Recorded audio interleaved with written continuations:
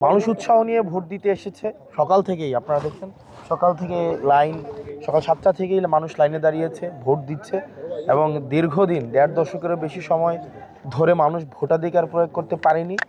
একটা আগ্রহ ছিল এবং বিশেষ করে জেনারেশন জেড তারা কখনোই ভোট দিতে পারেনি এবং 2000 এবং এটা প্রায় আমাদের মানে আমার আসনের অন্তত হচ্ছে 1 লক্ষ ভোটারের নতুন ভোট, 1,30,000 ভোটারের প্রথম ভোট হচ্ছে আপনার এই ভোটটা। তো সেই জায়গায় একটা আগ্রহ রয়েছে, উৎসাহ রয়েছে।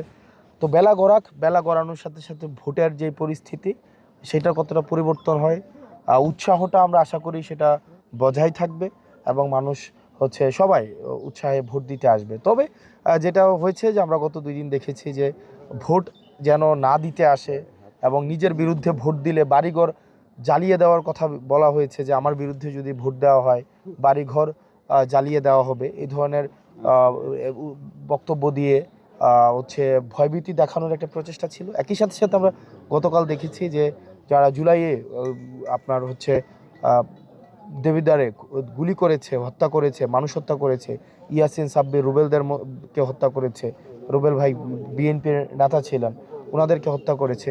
তারা আবার হচ্ছে তারপর হচ্ছে ঋণ খেলাপি যিনি আছেন তারা একসাথে হচ্ছে ভোট যেন সুষ্ঠু না হয়, ভোট যেন মানে উৎসবমুখর পরিবেশটা যেন বজায় না থাকে, সেটার তারা চেষ্টা করছে। গতকাল সেটা আমরা বলেছি। এই তো আশা করি বেলা গড়ানোর সাথে সাথে যত বেলা গড়াবে আমরা ততই বিজয়ের দ্বার প্রান্তের দিকে আমরা যেতে থাকবো ইনশাআল্লাহ।